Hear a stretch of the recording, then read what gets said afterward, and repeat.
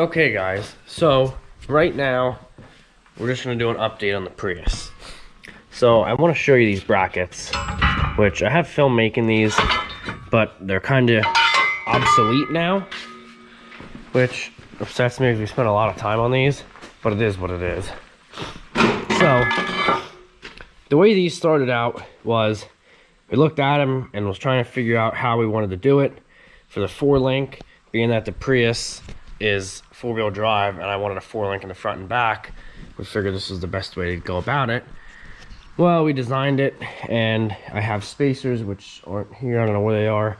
We have spacers that go in between here, and we're going to sandwich a bolt between the spacers, or use spacers to sandwich these plates and bolt these to the frame. That way they're removable. I don't know if they needed to be, but that's just how we were going to do it, because we didn't want to bolt to the, or we didn't want to weld to the frame, so we wanted to bolt to the frame. So that was how that was going to work. And then once we got them on, I realized this angle was real far down and it looked goofy because we had straight edges. So I took a socket, as you see here. I just put the socket on and I followed that radius with the plasma cutter and made it nice. Some of these were shallow, like this one here is fine, but then this one was pretty shallow. So I got these real thick washers that were pre-beveled to be welded on for something like this. So this is perfect. And this thing, it looked good. Like as you can see here, it looked half decent. But we ended up going a different route. And I'm gonna go over to Sam's now and show you what we have done. Right now the charger is on the lift, which you'll see this video soon. We're building spacers, they're outside drying. I wanna take a trip over to Sam's and I will show you what we have going on for the frame. The frame and chassis is all custom and it's pretty much all done. Now we're working on making everything work and slowly getting there. Hoping to have it running and driving in a month or 2. So as you can see here, we're taking this frame apart. Now the way they do these frames is they're sectional pieces. The fronts are all the same and the rear section's different per a crew cab, a regular cab, a long bed, a short bed. They're different. So we have to shorten the frame, so we have to go a lot shorter than what we are here. But the plan is take these rivets out, take the differential out, the spring perches off. It'll be about a foot or 2 longer than what we need. So that gives us something to work with of a rough idea. So that's what we did there. And right now I am plasma cutting the spring perches off of the differential because they're absolutely useless. Being that we have a 4-link now, we don't need springs. Nobody likes springs. Probably the best idea we've had in a while. Let me finish her off with the Sawzall. It's pretty much through. Gary, what do you think? I'm trying to find a torch for this wet one. Pretty good for some rednecks in the garage, I would say. I could have probably did better if I wasn't so busy over here crafting. Yeah, Gary's crafting while I'm actually. Gary's an artist. It came out really well. Gonna hook the front up. Front's easiest, the rear's gonna suck. Have 2 rears, another one outside. I don't know what we're using for this thing yet. We gotta figure that out. Anyway, so let's show off Gary's arts and crafts here. What did you make, Gary? Well, this is a supply stock over here. Okay. I'll show you the finished product. We got a boot pull. We'll just show Gary's little arts and crafts with Gary. What would you think that is at first glance? Well, I don't know, you just said it, so. It's a boot puller. You stand on it just like this. Your boot in, your boot off. You know, the other one. Pretty neat. Put your boot on. How do you take the other boot off when the other one's on? We gotta step off of it. Okay. I just didn't want to stand on this dirty floor since Gotcha. they don't clean. Gotcha. So we clean. It's an annual thing.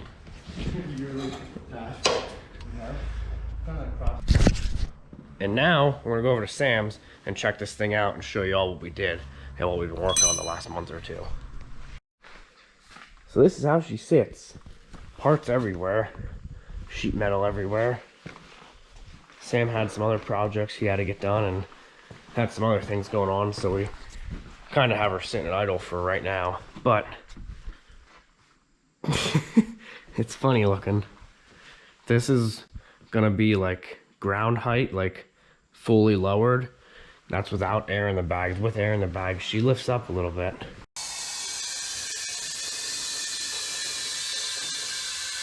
She sits pretty high. So the fronts, we don't have much going on. I just had this line here, and the second one isn't connected, so we're not really gonna be able to do anything. I can show you how the front moves.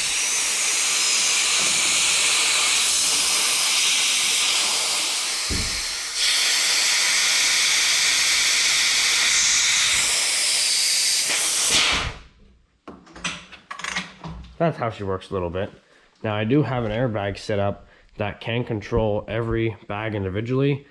I think that's pointless, so I think what I'm gonna do is have a tank, have a regulator coming off to just the front and just the back, just like a two, I guess it'd be two regulators. I'm not really sure how that works, but instead of using all four, I'm just gonna use those two, and then probably just use one of those regulators to feed the train horn or something. Not really sure yet. But I got four thinking it'd be cool to have it, but I think it's absolutely pointless.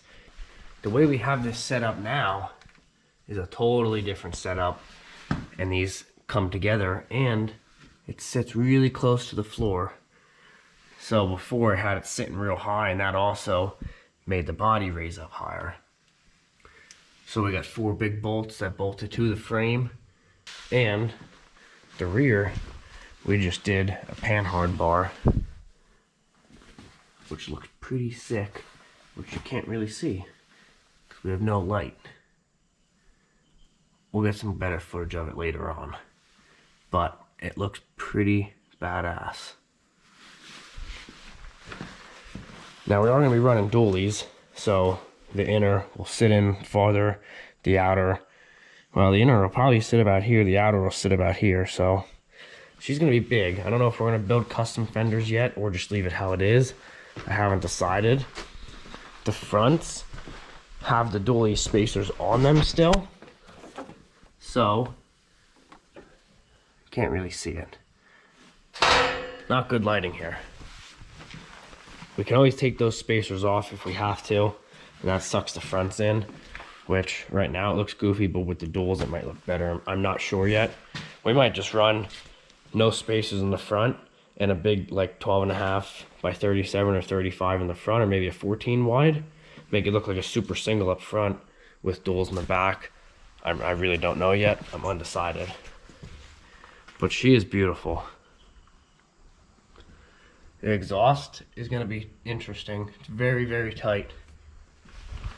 And we could have lowered, and the way we have this set up is two big bolts on the front, that corner, that corner, that corner.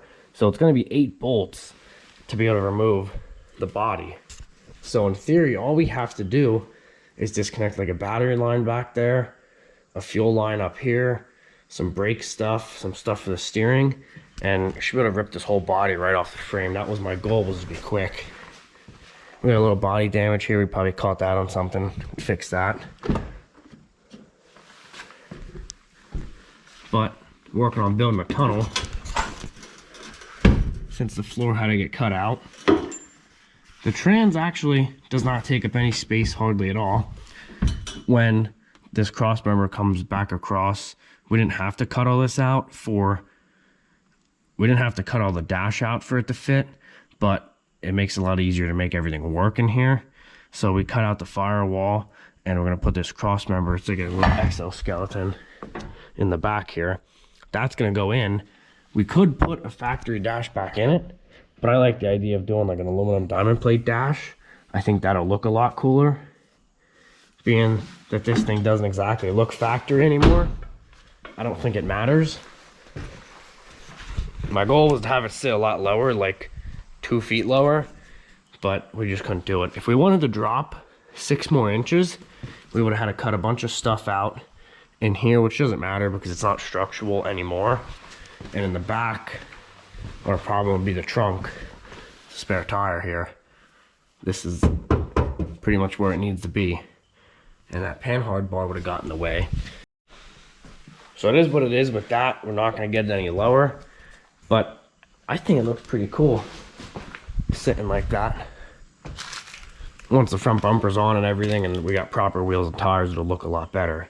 But when there's there and she sits a good 6 inches up higher, I'm excited to get this thing on the road. I'm thinking either a fender right under the hybrid, a fender dump 4-inch exhaust. I don't like the hood stack idea because we have to reroute it. The way the exhaust is, we have to put like a big elbow in and come up. It would just look really stupid when the hood's open. I think right out the side or bring it down like factory and bring it like an axle dump would be cool, or like in front of the axle. I'm not sure. If you have an idea and you think one exhaust might look cooler than the other, drop a comment down of what you're thinking, and maybe we'll take it into consideration. Some nice blacked out headlights would look real cool. So, as of right now, the chassis is fully completed. So the next steps are going to be to finishing that inside, making the brakes, power steering, all that fun stuff work. Which is going to be beautiful. I'm really excited. I'm hoping I can be in that driver's seat driving in the next 2 months. It's not going to be finished, but it'll be drivable, I'm hoping. And in theory, she should still start off this switch when there's a battery. But, as always, hope you liked the update. Thanks for watching. If you like what you see and you want to see more, be sure to leave a like, drop a comment, share with some of your friends. As always, thanks for watching and have a great day.